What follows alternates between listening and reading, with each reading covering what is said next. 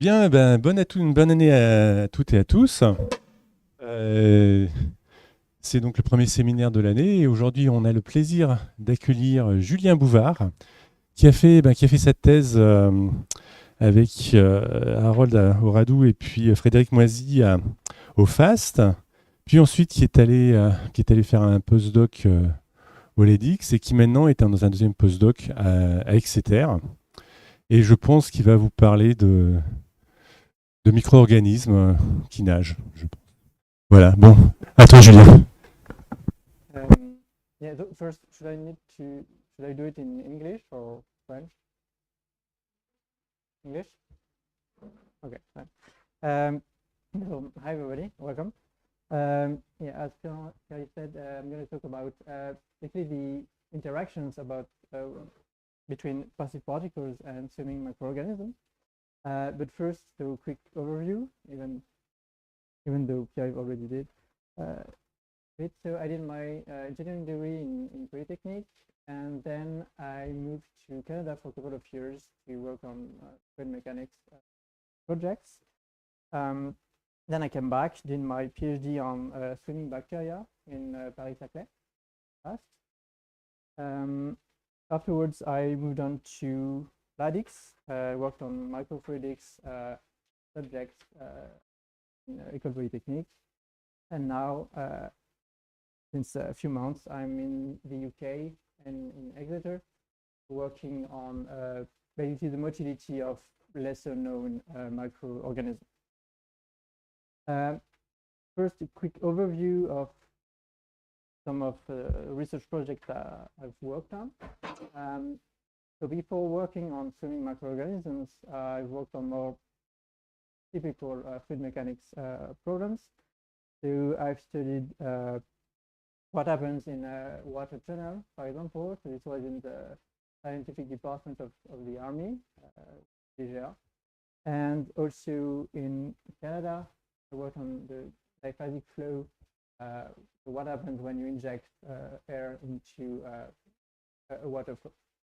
So for the water tunnel, the goal was basically to optimize the propeller's efficiency, so for the French Navy. And in Canada, the goal was to try to optimize the dissolution of oxygen inside a water flow to avoid some issues downstream hydraulic dams. So there was some issue like of the oxygen level getting too low for the wildlife, especially for fish. So this was try to avoid these issues.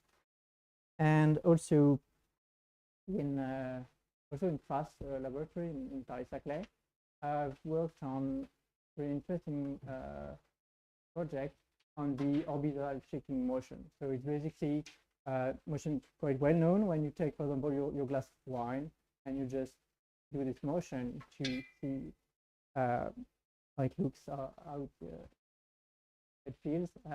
Then you are creating a sloshing wave in the direction of the motion you're imposing, basically. And what we did is we did not study this sloshing wave, but we studied the mean motion. So basically, when you do one full rotation, what happens for the particles inside the fluid? And so what happens is there is a Stokes drift.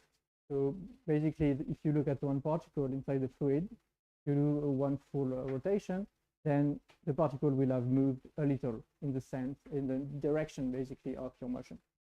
And what's even more interesting is this motion depends on if you have something on the surface or not. If you add some particles on the surface, for example, if you have a glass of beer and you have a thin layer of foam, then if you do this motion, the mean motion is reversed. And basically, the particle is going the other way. So it's quite quite interesting. And then starting from my PhD, I worked more on microfluidics and biofluidics, so studying most of my projects with microorganisms. One of them, I studied the aerotactic behavior of soil bacteria. So basically, how do they behave in an oxygen gradient?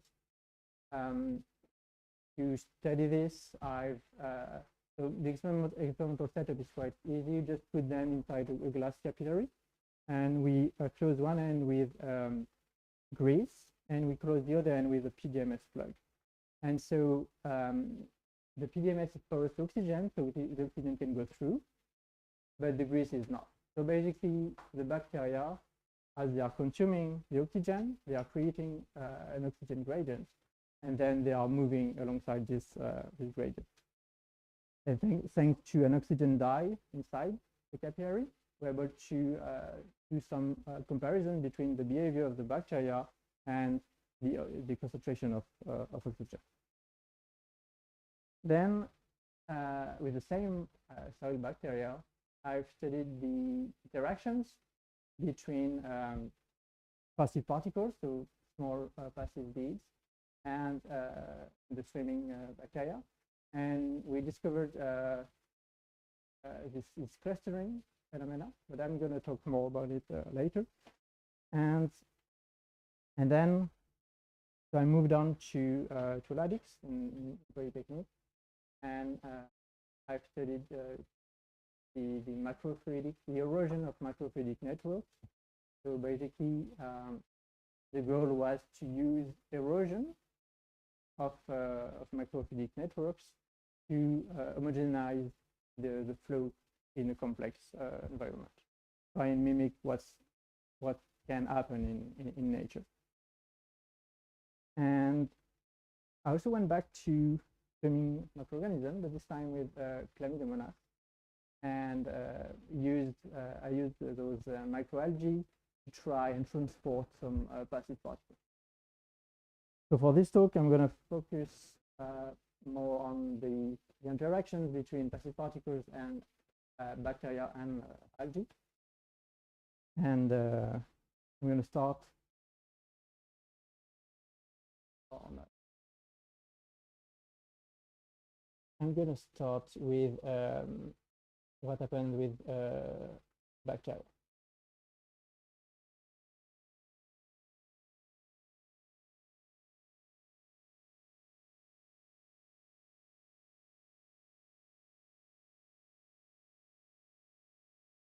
So this work I've done it in FAST laboratory in Paris University with my PhD supervisors, Harold Radu and Frédéric Morazi. And the goal was to just basically put a bunch of beads inside a bacterial suspension and see what happens. So first, a bit of literature. So what is known about what happens when we put some beads inside the bacterial suspension. So since the work of Wu and Lipsaber 25 years ago now, where they put some micrometer-sized beads inside suspension of swimming bacteria, so it was E. coli bacteria. They discovered that the beads were getting pushed around by the bacteria, and this motion was diffusive at large time, and it was at least 2 orders of magnitude higher than the motion of thermal motion, basically. So it was quite an enhancement of the motion. And then afterwards, between 2010 and 2020, there have been some studies of, okay, how does this behavior change with the number of bacteria, with the size of the particles, with the velocity of the bacteria. So there have been some studies, like those two from Patterson and Mignot, and there also have been some studies with Chlamydomonas. So and they basically observed the same thing, a huge enhancement of the diffusive motion when the beads are added to a concentrated suspension of swimming microorganisms.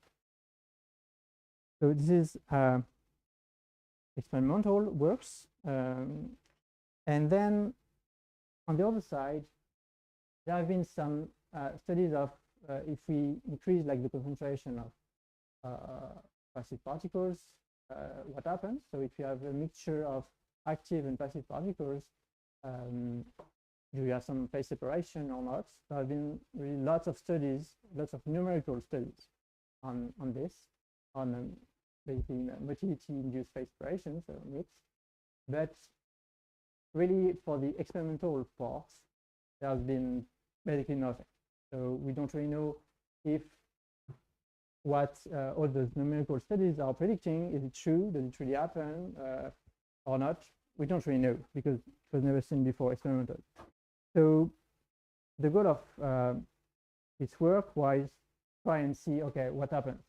Do we have some phase separation? Well, does something happen when you put some passive particles inside a bacterial suspension? So, so this is the experimental setup. So in a square chamber of 9 square millimeters, then we add some passive particles between 2 and 40 microns of diameter inside the bacterial suspension. So the bacteria are soil bacteria, start swimming in run rivers. It's different than E. coli, but it's not really important for the study. And the size is around the same as E. coli, so between 1 and 2 micrometers. So the beads are larger than the bacteria. Okay, then how does it look like? So here you have a view from above of the system. All those little white spots you can see are the beads. So the beads are fluorescent and the bacteria are not. So you cannot see the bacteria here. And this is basically the initial state of the setup. And you see that the beads seems to be uniformly distributed on the surface. So they settle down in a couple of minutes, and then they are uniformly distributed. And then I'm going to show you what happens over time. So this is a 1-hour experiment, and it's going to loop again and again. And so the first thing you can notice is the beads are getting displaced by the bacteria. So okay, great. And then also over time, you can see that the beads are not uniformly distributed on the surface anymore. You have some denser zones, some darker zones, some brighter zones, and you have some kind of clustering with seemingly a time evolution. And what's interesting is if you look a bit more closely at what's happening, so the beads are getting moved around constantly by the bacteria, but even when basically they get to a cluster, they are not stuck in it. So basically they can get away from the cluster and just join another one. So it's really clustering, but it's really dynamical. And so this experiment was made with beads of diameter 5 micrometers. And so we tried with different sizes. We tried with smaller beads of 2 microns. We observed qualitatively the same phenomena. We also tried with larger beads. Here it's 25 micrometers, but we went up to 40. And we got some issues of beads sticking on the surface. But basically it's the same thing. First it's uniform distribution on the surface, and then we've got this clustering phenomenon. So if we have this clustering phenomena, it means that we have some attraction at some point. So we try to quantify it by looking a bit more closely at what's happening. So we reduced the number of beads, and then to be able to track basically the beads and to be able to look at the interactions between them.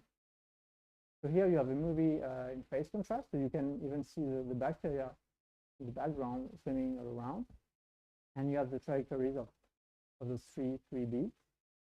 And as we have access to the trajectories, assuming we are in the Stokes regime, then we can basically deduce the effective force between the beads caused by the bacteria.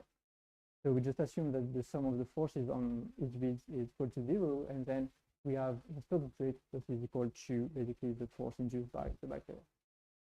And so when we do that, when we measure this for different sizes of beads and two different bacterial concentration, then you see only two things. First, the data is a bit noisy, but you can clearly think that when the beads are close enough to each other, meaning less than 10 or 15 microns, then you have an attraction. And for larger distances, then nothing is happening. The beads are just diffusing all around. But unfortunately, due to the noise, I'm not able to really quantify the intensity of the force. So we're not able to say, okay, if the size of the beads is twice higher, we cannot say what the dependency on the force intensity. But we can say that for all the beads we've tried and the two different bacterial concentrations, we always have this attraction. Now the question is why? Why do we have this attraction? Short answer, we are not really sure, but we have two different hypotheses. First one is due to a depletion effect, so due to the bacteria. Basically, when you have two beads close enough to each other, it's less likely for the bacteria to be between the beads than around them. So you'd have some kind of close. And also, we think it might also due to hydrodynamics. So basically, hydrodynamic interactions due to the flow generated by the swimming motion of the bacteria. But we are not really able to quantify the importance of those two phenomena in this attraction. And then from the bead's trajectory, we're also able to measure the mean square displacement. We find large time diffusive behavior, so really in line with what I've seen before. It's only here, only listed a few references, but there are a lot more. And from the diffusive behavior, large time, we're able to measure the effective diffusivity. And here what's interesting is, so this is the effective diffusivity depending on diameter of the beads here. And what's interesting is that this behavior, so this diffusion is non-monotonic. It's quite surprising, but it was already seen for another bacteria by Patterson in 2016.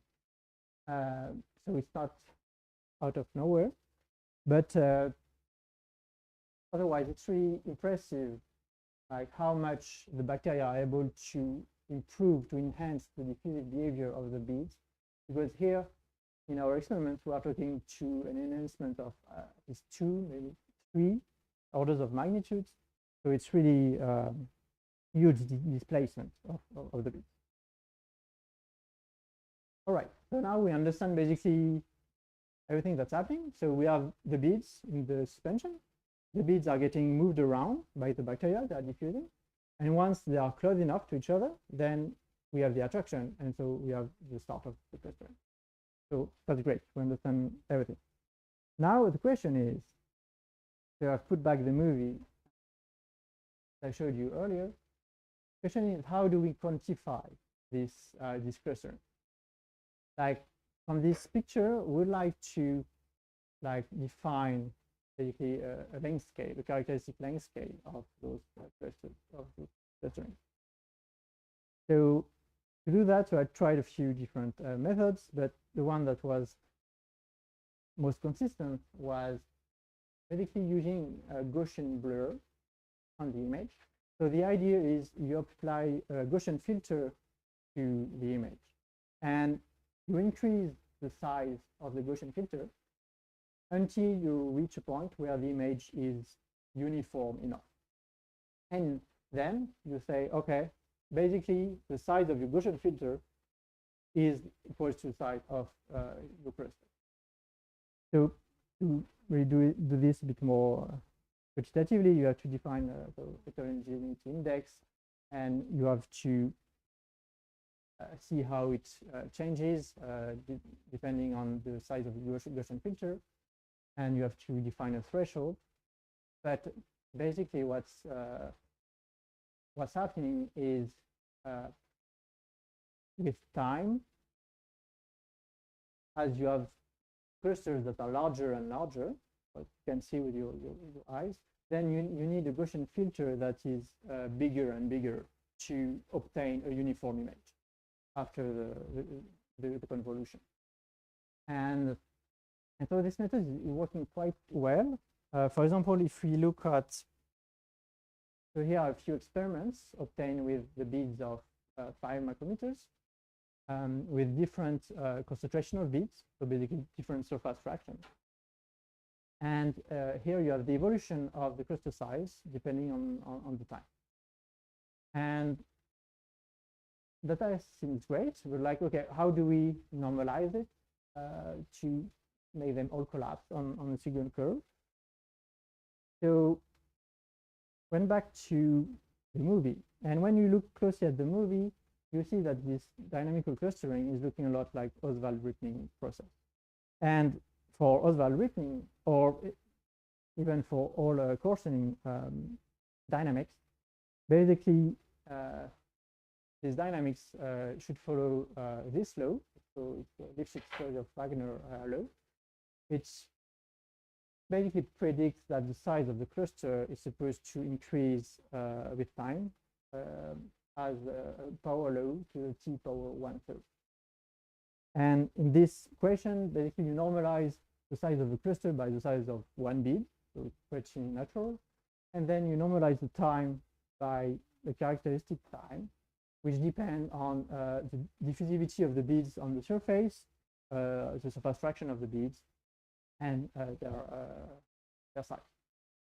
And when you do that for this experiment, then you got a really nice collapse of all the curves first. And second, you've got a really nice increase for the large time as a power law as the t power 1/3. So it works really well. Like the Lipschitz of Wagner model works really well with our data. And this is only for one size of beads.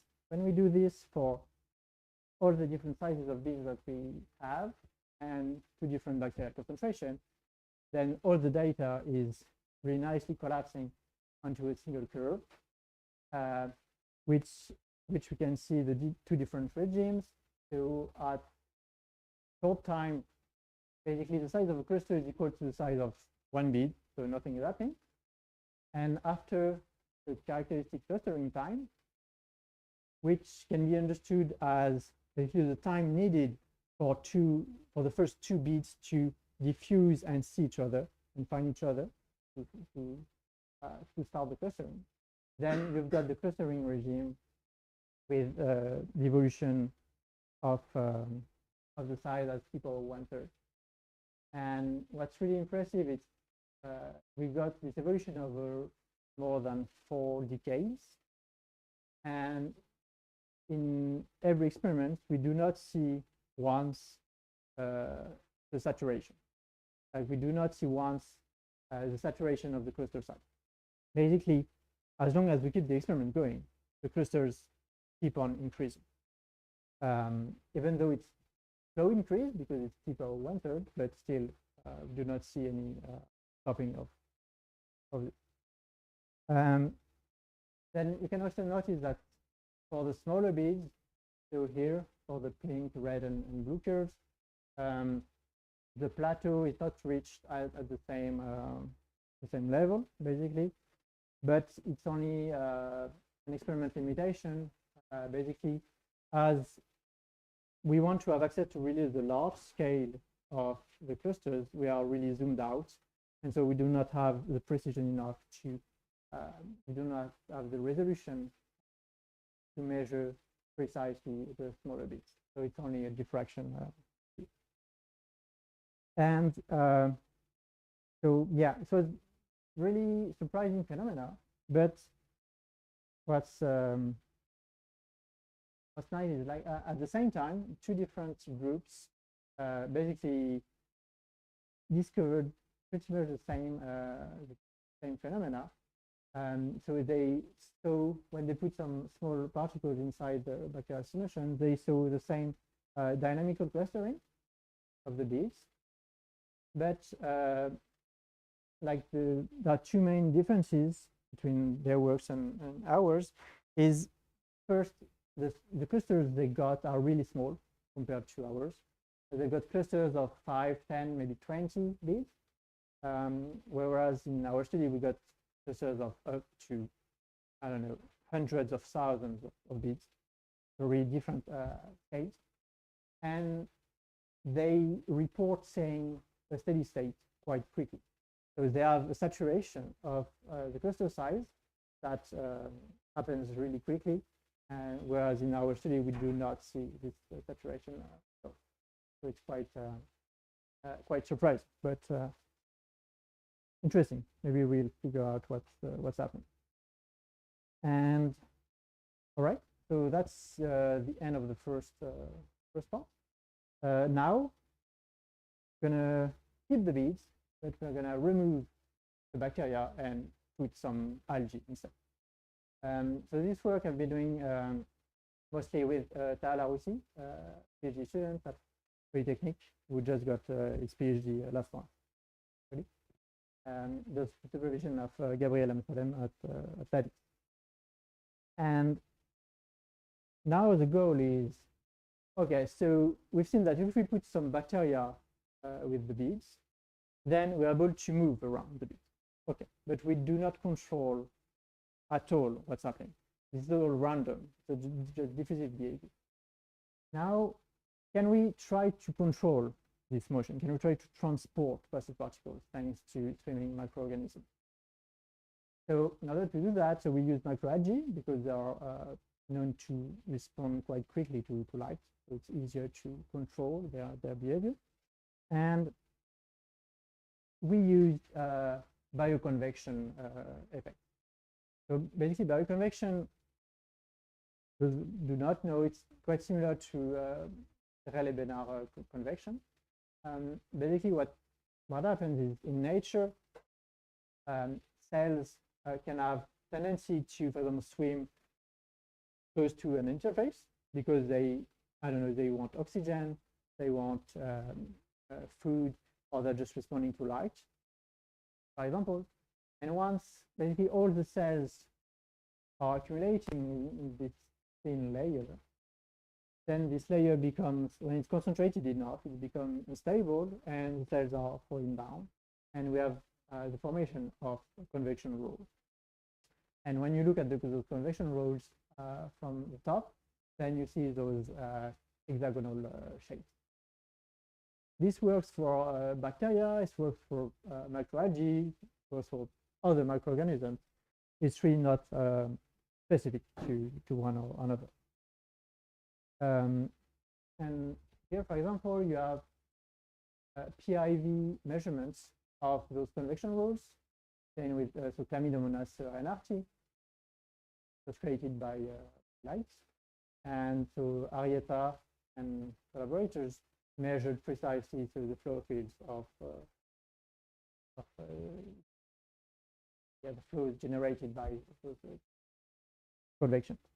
And then what's interesting is you can use those bioconvection rolls to transport particles. So here you have a movie by Julien BOUVARD where they used, so here in yellow you have a light, so it's a fiber optics, I think, and the algae are accumulating close to this light. I don't think you can see it well, but basically they're accumulating around here. And here you have a small, I mean, quite a large bead, in fact, it's 800 microns. And you will see that the bead first is getting attracted by this convection roll. And then they move around the light source. And while doing so, the the particle, the bead, just follows the convection rod. So they're able to move around the beads on maybe a few millimeters. So the thing is that we wonder, okay, can we try to do this on a large scale? Here they did it for one single bead. Can we do it for dozens, hundreds of beads at the same time to maybe try to, I don't know, thin surfaces or trap some particles and drag them to the exit, for example. So we tried to do this in this setup. So basically same setup as before, but we have terminomonads inside. And we have also some blue light LEDs on the side, so we're able to control the light stimuli. And we use some large beads, so between 50 and 500 microns. Here you have a view from above. So this is the wall chamber here, and the black spots are the beads, and the algae are the gray background. So here you can see maybe them a bit better. Okay, then what happened? Here you have the setup, and we're gonna switch the lights on top, and then on the bottom, alternatively, to try and move the algae. At first, no light, nothing is happening. Then we switch on the light on the top. It's a really high intensity, so the algae are swimming to the bottom, and they are pushing the beads while doing so. And then we switch the position of the light, and the algae are still swimming away, pushing the beads around. And then we can do this a couple of times, and the algae are responding. So what happens exactly? Here we have those convection rolls, basically. And as the beads here in these experiments are slightly denser than the medium, and they are all on the bottom surface, meaning that the beads are basically getting pushed away by the convection rolls. And you really want to be convinced that we indeed have convection rolls here. Managed to capture a bead. So here you have, it's the corner of the chamber. Here you have a small algae accumulation, which will increase and decrease in size with time. And you need to look carefully at one particular bead. So,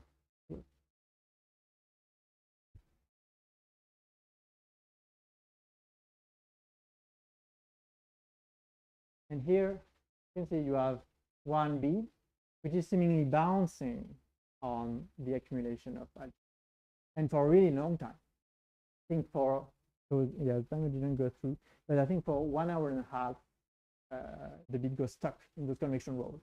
And so from above, it was seemingly bouncing. So we do have those, yeah.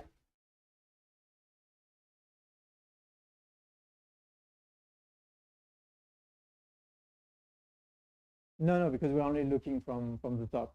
So the traces. Yeah, we're just saying basically the dense beads getting pushed away, some beads getting trapped. And here you have, we also did experiments. The contrast is not great, but here you have an experiment with denser beads. So the beads are getting pushed away, like earlier. And here this experiment is with lighter beads, so they are on the surface. And this time the beads are getting basically attracted at the top of the convection rod. So we do not really see them, but we are really sure there. And then, so now we're going to focus mostly on the beads, on the denser beads that are getting repelled, and to try and quantify a bit what's happening. So by doing that, we're able to measure the trajectories of the beads over time, and to look at their velocities and their positions. Here, for example, you have a typical trajectory with the position of the beads in the direction basically perpendicular to the accumulation in blue. So at first nothing is happening, then the algae are getting accumulated, and we have a huge jump of the position, and then the bead is not really moving anymore. And as you can see, the bead can reach like up to 15 micrometer per second in velocity, but usually it's around 5 to 8 micrometer per second.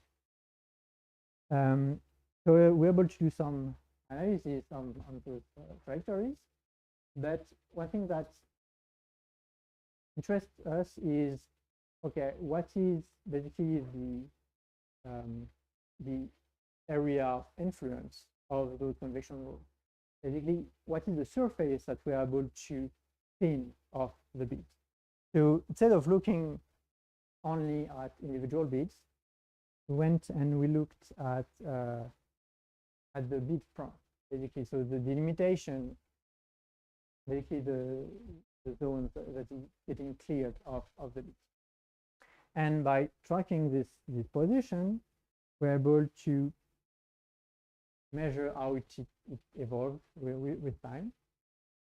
Here, for example, you have so the concentration profile of the algae in the direction perpendicular to the accumulation of algae. So it's the blue direction, basically. And by removing the beads, we're able to measure on a line the concentration of algae. So it's about the blue and red curve. And you can see first with the blue curve, the distribution of the profile of algae is uniform. And then you have this huge accumulation close to the wall. And after some time, the algae are also adapting to the light stimulus. And the profile is flattening a little bit, as you can see with the red profile. And meanwhile, the bead front is getting pushed away, at first really quickly, and then more slowly as the convection develops.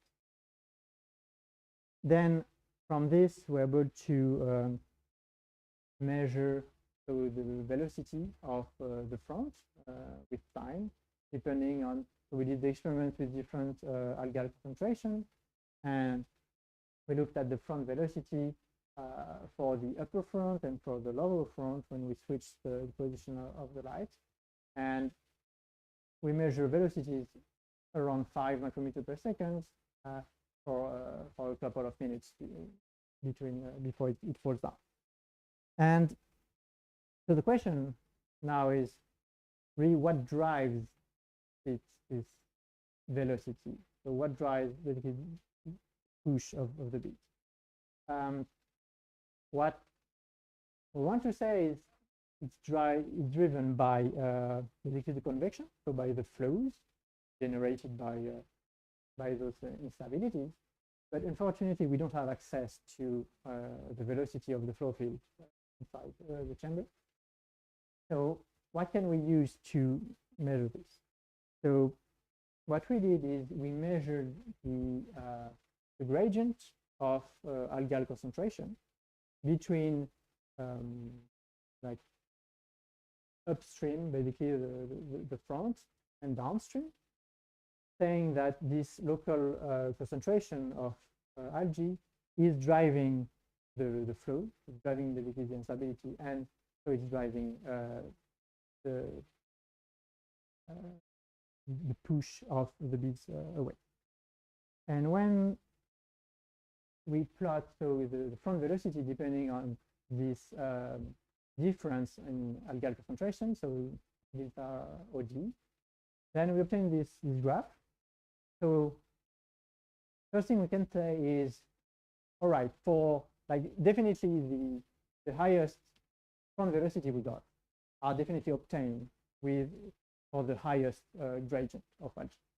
So all right, that's great, but then the data is still quite messy, and not everything is perfectly collapsing. So we feel that something is missing.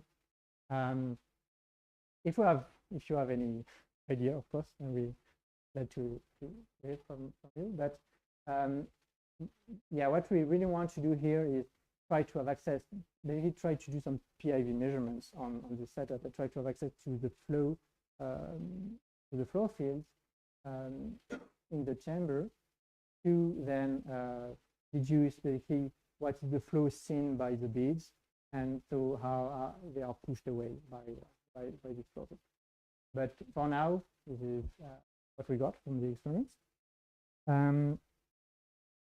And then, so if we go back to what we wanted to do, we wanted to do some large-scale transport. Can we do it? So we tried here with the denser beads, so the 50 micrometer beads, and so we accumulate all the algae on the right side, on the left side, and as you can see, most of the beads are getting pushed away. And then we modulate the intensities of the light to slowly make the accumulation of algae move in the chamber to clean a larger and larger surface of the chamber. So it takes quite some time, it takes 1 hour, but we're able to effectively clean quite large surface of the chamber. You still see a few beads getting here attracted by the convection, because those beads are unfortunately lighter than the medium.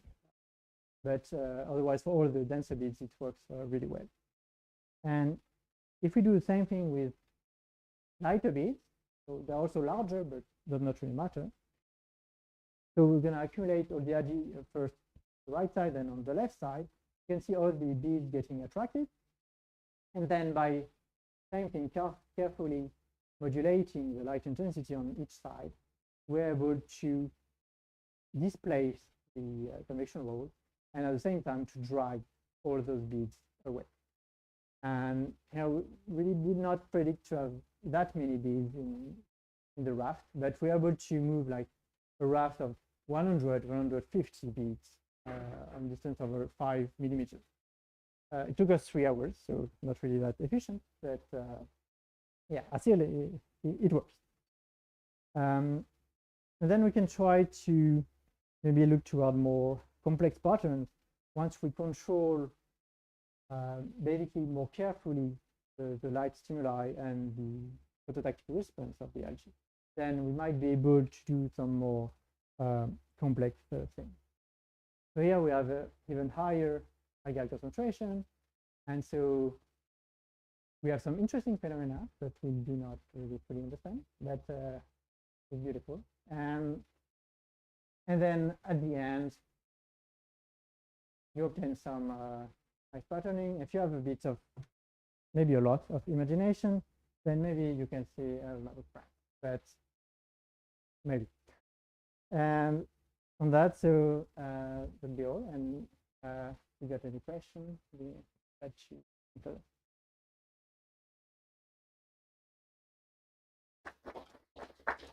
Thank you very much. Some questions in the audience?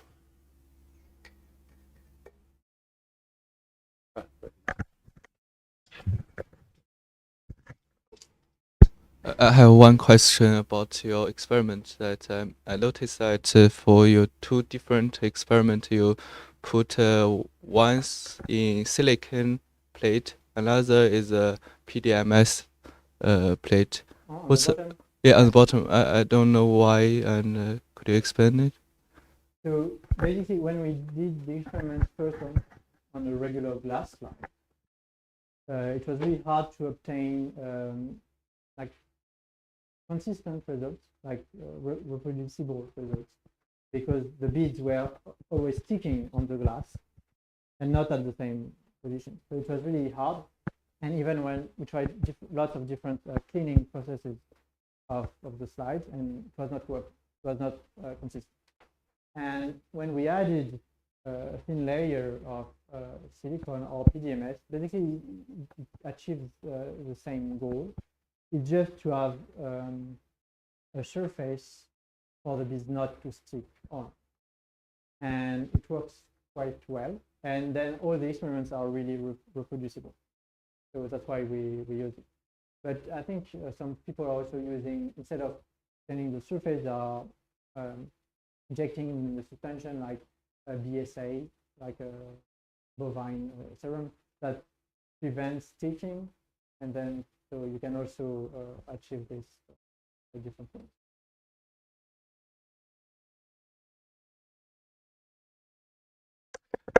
Thanks for the presentation. I have a question about the influence of depth on what happens. So basically, it seems to be mainly a 2D phenomena. So if you have a medium that is deeper, basically what do you have in terms of, have you tried that? For which? For, with the algae or with the bacteria? let's say, algae.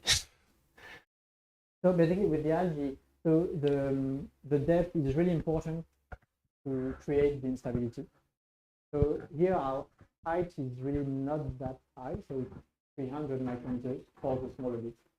And so that means that we really do need to concentrate a lot the algae to trigger the instability. But if you do the experiment with like a 1 millimeter height chamber, then the instability could be like triggered all around the chamber without even like you concentrating the algae. So it will be a bit more messy, but can be also easier to do so. And otherwise, we change also like the height of the chamber depending on the diameter of the beads we are using, to always have the beads basically in the lower half of the chamber for them to be pushed away by the walls. But yeah.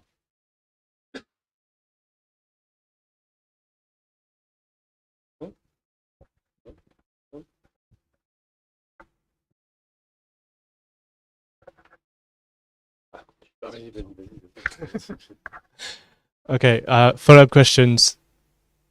Have people tried to do numerical simulation of your last experiments, like the one with algae? So we are actually trying to do them. Etienne Jean-Pierre in Ladix is currently doing them. And yeah, this was like, as we do not have access to like the flow field, the PAV, one thing would be to do numerical simulations to have access to it. So for now we're doing that with the beginning, but I think the last time I've heard they obtain like bead velocities around like 4 micrometers per second. So it seems to be not that far from, so yeah, promising.